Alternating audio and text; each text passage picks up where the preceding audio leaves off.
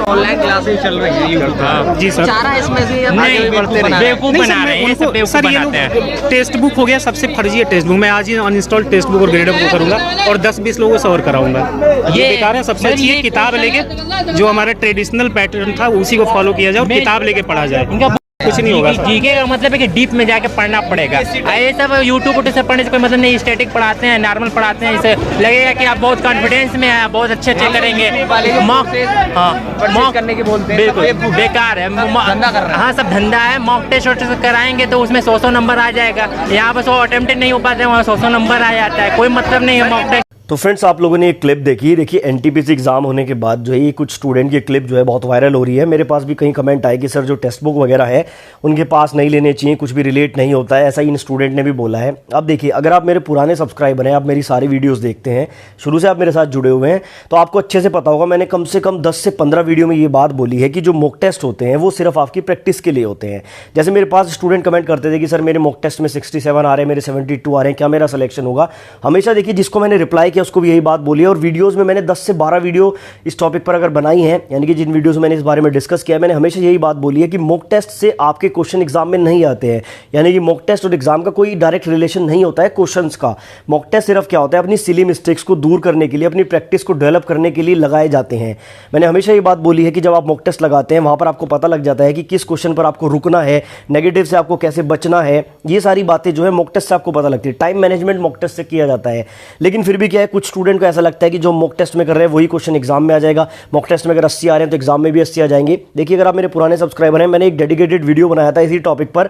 मैंने उसमें ये बताया था कि अगर आपके 80 नंबर मॉक टेस्ट में आ रहे हैं तो जरूरी नहीं है कि एग्जाम में भी 80 आ जाए, या अगर आपके 50 नंबर मॉक टेस्ट में आ रहे हैं तो जरूरी नहीं है कि एग्जाम में भी 50 ही आए। ये वेरिएशन होता है। यानी कि यहाँ पर देखिए क्या होता है कि सिर्फ प्रैक्टिस करने में और एक्चुअल जो क्वेश्चन पेपर होता है उसमें बहुत डिफरेंस आ जाता है। अब जैसे ये एनटीपीसी वाले स्टूडेंट बोल रहे हैं कि 100 नंबर आ जाते हैं, ये बिल्कुल सही बात है। मॉक टेस्ट में क्या होता है, कई बार पूरे नंबर आ जाते हैं, लेकिन एग्जाम का उससे रिलेशन नहीं होता है।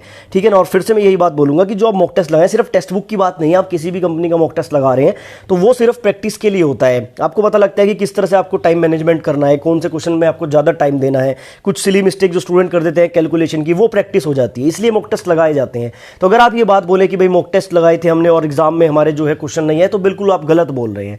साथ ही बात करते हैं यूट्यूब क्लासेस की। जैसे इन्होंने स्टूडेंट ने बोला कि यूट्यूब क्लासेस पे जो ऐसा पढ़ाया जाता है। देखिए, इस बारे में भी मैंने बहुत बार आपको बताया है, और अगर आप मेरे पुराने सब्सक्राइबर हैं तो आपको एकदम से पता लगेगा कि मैंने बहुत सारी वीडियोस में ये बात बोली है कि कभी भी आपको कोई पेड कोर्स नहीं लेना है।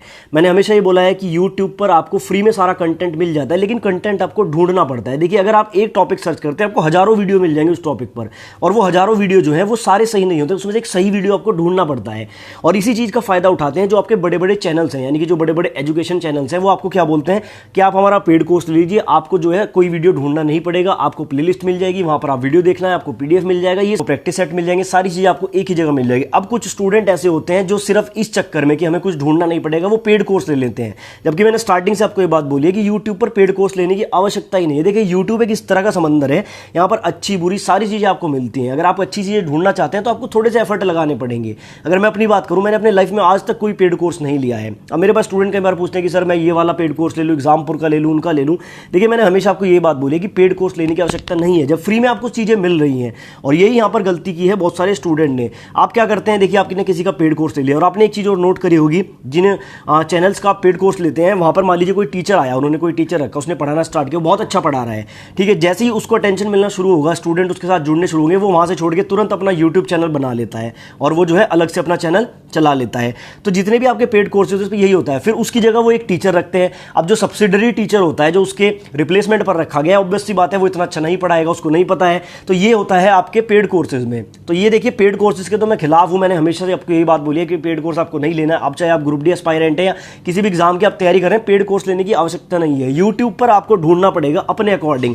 देखिए, हर किसी स्टूडेंट का समझने का तरीका, ठीक है ना, पढ़ने का तरीका अलग होता है। आपको अपने अकॉर्डिंग चीजें ढूंढनी होती हैं कि मैं किस तरह से चीजों को समझ सकता हूं। अब जैसे मैंने आपको बहुत सारी वीडियोस में राहुल मिश्रा सर के लिए रिकमेंड किया है कि स्टेटमेंट एंड कंक्लूजन है जैसे, या फिर आपका कैलेंडर है, ये वाले चैप्टर जो है ये राहुल मिश्रा सर से आप पढ़ लीजिए। ठीक है ना। आपको याद होगा, अगर आप पुराने सब्सक्राइबर हैं, मैंने बहुत बार ये बात बोली है कि राहुल मिश्रा सर एक आपके जो है रीजनिंग के टीचर हैं यूट्यूब पर। हालांकि वो पेड कोर्सेज भी चलाते हैं, लेकिन उनके फ्री के वीडियोज ही इतने ज्यादा इंफॉर्मेटिव हैं।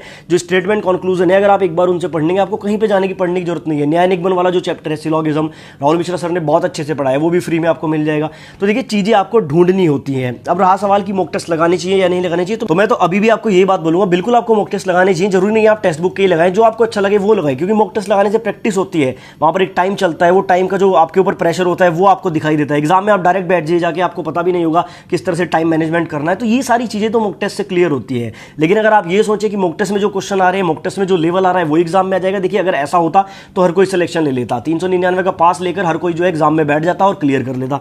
ऐसा नहीं होता है। तो मॉक टेस्ट बिल्कुल लगाने चाहिए आपको, किसी भी कंपनी के लगाएं, लेकिन कभी ये ना सोचें कि अगर मॉक टेस्ट में 60 नंबर आ रहे हैं तो एग्जाम में भी 60 आएंगे, ऐसा नहीं है। मॉक टेस्ट में 60 आ रहे हैं, एग्जाम में आपके 80 भी आ सकते हैं, या मॉक टेस्ट में 80 आ रहे हैं, 100 आ रहे हैं, तो आपके एग्जाम में जो है 50 भी आ सकते हैं। ठीक है ना, ये चीजें डिपेंड करती है आपका कंसेप्ट कितना क्लियर है, आपने बुक से कितने कंसेप्ट को क्लियर किया। हमेशा मैं यही बात बोलता हूँ और वीडियो में, पहले कंसेप्ट क्लियर करो, फिर प्रीवियस ईयर लगाओ, उसके बाद जो है प्रैक्टिस करो।